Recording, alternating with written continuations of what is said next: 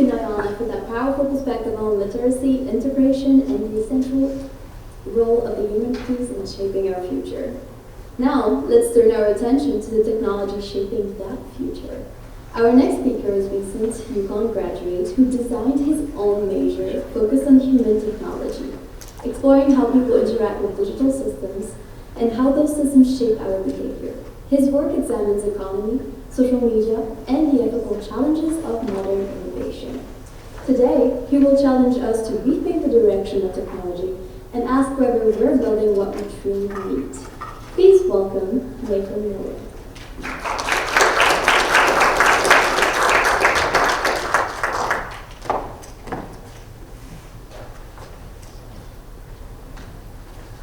Good afternoon, everyone. My name is Nathan Miller, and I'm a 2024 graduate of UConn. I studied marketing here at the School of Business, but I also designed my own major through the Interdisciplinary Studies program. I called it Humane Technology Design. In my course of study, I planned a lot of my coursework to involve human-computer interaction, media studies, and sociology. My first ideas were inspired by a man named Tristan Harris, who is a key narrator in the viral documentary, The Social Dilemma. As an ex-Google employee, Harris talked extensively about the high-fidelity process of product design within big tech. Every decision they made to make a product, like a button or a pop-up, or any new feature, was guided by the objective of prediction. How can we make this product just 1% more interesting, more captivating, so that users will stay online longer and interact? This brings us to the conversation of the attention economy. The idea that companies will try to grab our attention and keep it as long as possible so that they can sell us to advertisers. What I want to talk about today, when you're locked deep in a scrolling session or a YouTube rabbit hole, your data and your time can be sold to the highest bidder. But what I want to talk about today is humane technology. Humane technology is a framework for innovation that prioritizes people over profits. It focuses on healthy technology, sustainability, accessibility, and these things we're seeing less and less of in today's modern tech landscape. Now, when we look at prediction markets, online shopping, and social media, a lot of these things can feel like they're already very exploitative, and we talk about this all the time, right? And as modern consumers, it's almost impossible for us to do anything about it. It feels wrong to sign off on these 1,000-page terms and conditions or click accept yes to all cookies, but we really have no choice. This is what happens when innovation becomes too profit-oriented. The vision disappears and is replaced by a mutation of the original value proposition. Now let's take a look at a couple examples of what I mean. Instagram offered us a fun and visual way to connect with family and friends. But over the years, it's become this breeding ground for rage bait, propaganda, and toxic content. Why? Because polarizing content is some of the most engaging. You spend the most watch time, and that means that your attention is available for Meta to sell. Amazon offers the global market at your fingertips with faster and faster delivery speeds every single year. But behind the scenes, they're abusing their workers. They're cutting conditions on warehouses. And they are sourcing more and more unethically manufactured products. Here's one more. Airbnb offers a more comfortable and cheaper alternative to hotels.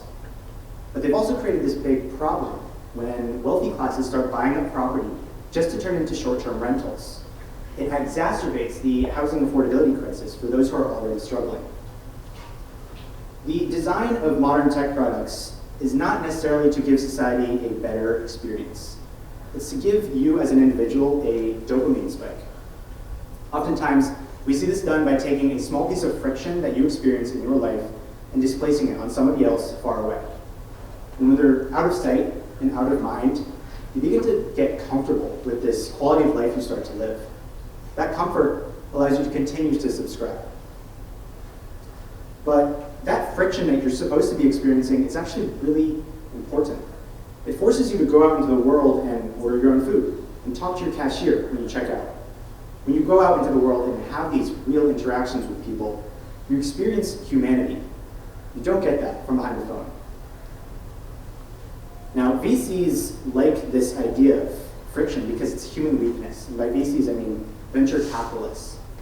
A perfect example of this is the market trend that Uber had as a domino effect, sort of, on the tech and VC landscape in the late 2000s.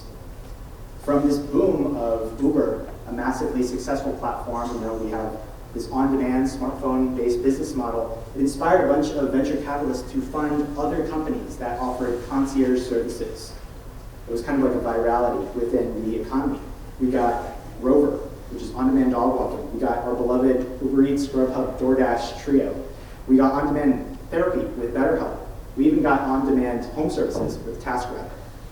If all of this sounds a little bit familiar, that's because today's version of Uber is even more popular. Now, AI and agentic programs have no shortage of controversies themselves.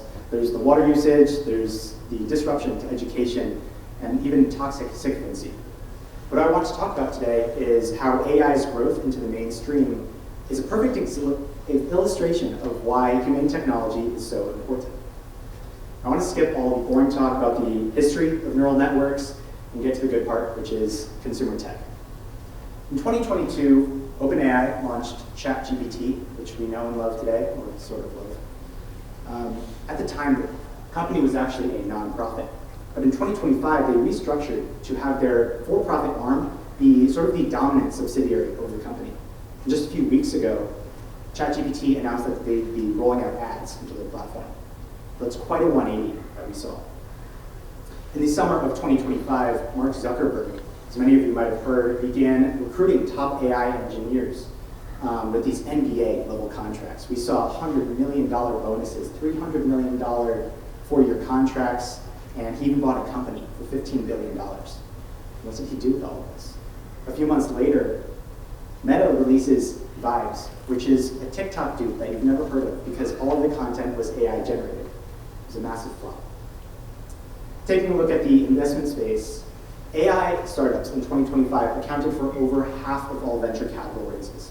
It's over $250 billion. And for those unfamiliar with the startup world, it's recently become increasingly popular for young Ivy League students to drop out of college and pursue a career in entrepreneurship because this AI frontier has attracted them with these million-dollar promises.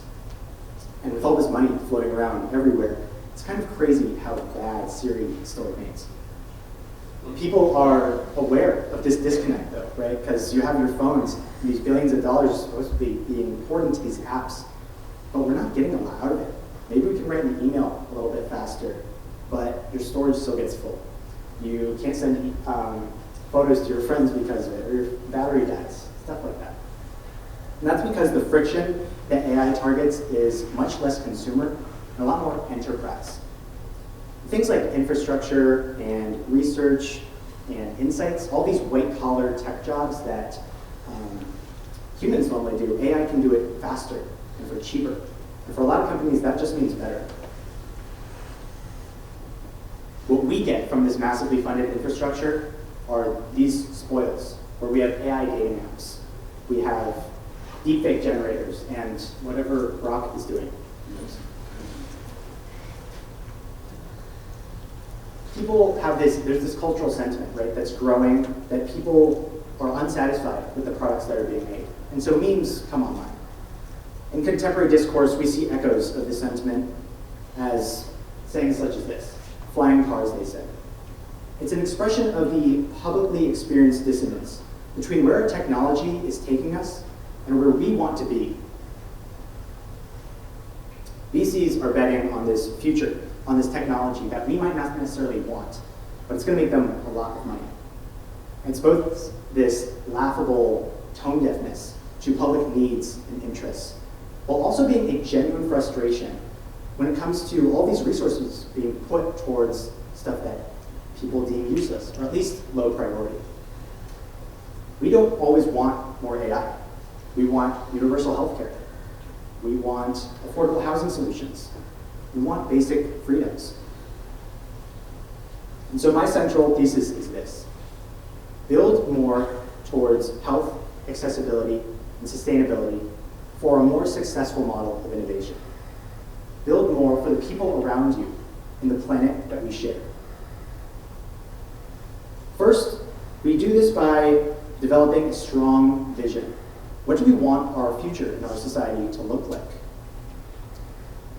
From there, we can critically analyze the problems that have gotten us there. Do we want to diagnose how people are not living healthy lives? Do we want to diagnose how we are abusing our planet and the sustainability there? Humane technology offers us to look at these problems critically. And with a humane lens and compassion, we can find out if we actually want flying cars, or do we just want to spend more time with friends and family. A fascinating company that seems to be humanely approaching these problems is called X, the Moonshot Factory by Google. X aims to tackle these global complex problems with technology, such as food distribution, clean energy and air, water supply. Here we have a company called Tara. They provide internet connectivity to those in rural and rough terrain areas by shooting beams of light over mountains or over deserts where internet cables can't normally reach. We have Tidal, which is a company that uses computer vision in aquaculture to make sure those little fish that you eat for sushi are not sick. We even have Heritable, which uses prediction models in agricultural applications to maximize yield and lower breeding cycles for plants. Even apps like Uber, DoorDash, Amazon, these all have humane, strong applications. They're great for people with disabilities, the elderly, or anybody in an emergency situation. There are definitely strong, successful uses of this technology. But what is not successful to me is what we're seeing in the venture landscape today. We have these teenagers being backed with millions of dollars to build AI claims denials for insurance companies, or moon hotels for Uber billionaires. No one's real, you can look it up. They're not changing the world. The world is changed by you. People who are interested and equipped with the technology ahead of their time. The impact that we have when we make decisions, I'm talking about the hard decisions that require sacrificing our individual growth for a greater societal gain. Those decisions drive history forward. It's been an honor to be on the TED stage. Thank you.